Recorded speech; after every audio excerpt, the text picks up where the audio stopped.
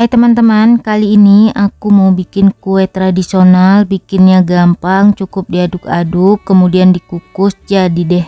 Kuenya juga cocok banget untuk dijadiin ide jualan. Bahan-bahannya juga simple. Mau tahu cara aku bikinnya? Yuk tonton video di atas sampai selesai. Siapkan wadah, masukkan 125 gram tepung terigu, 60 gram tepung tapioka atau tepung kanji.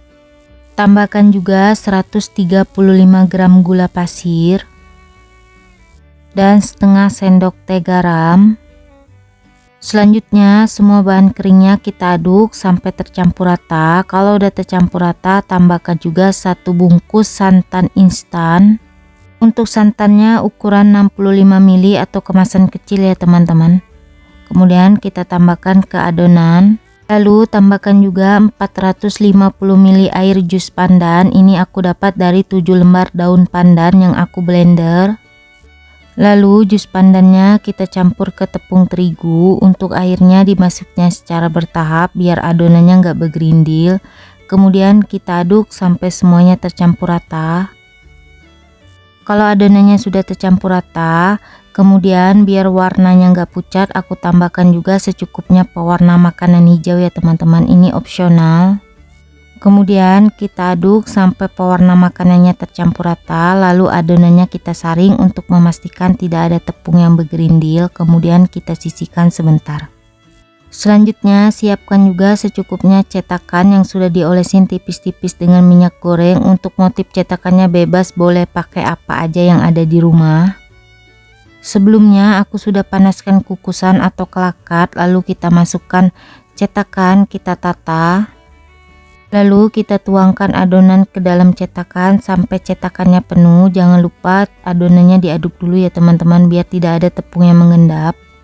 Dan lakukan semuanya sampai selesai.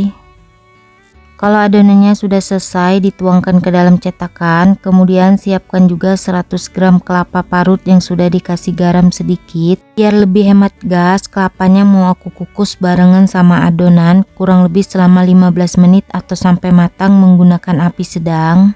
Untuk tutup kukusannya jangan lupa dialasin kain atau serbet bersih. Setelah 15 menit dikukus, ini kue dan kelapanya sudah matang. Angkat dan kita keluarkan dari kukusan.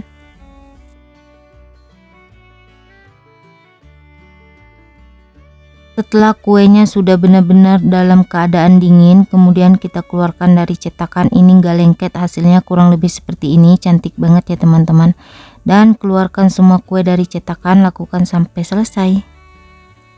Selanjutnya untuk bagian tengah kuenya aku tambahkan secukupnya kelapa parut biar tampilannya makin cantik.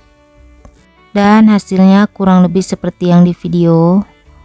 Selanjutnya kalau untuk dijadiin ide jualan, mikanya tinggal di staples aja, kemudian tempelkan stiker kurang lebih seperti yang di video. Jangan lupa untuk bagian bawahnya dialasin daun pisang.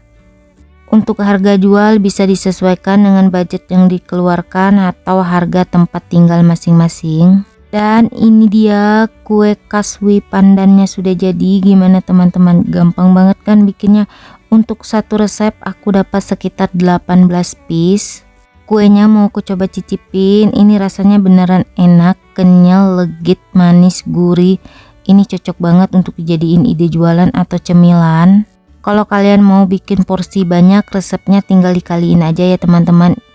Oh ya, kalau kalian suka dengan videonya jangan lupa like, comment, share, subscribe, tekan juga tombol loncengnya biar tidak ketinggalan video terbaru dari aku. Terima kasih.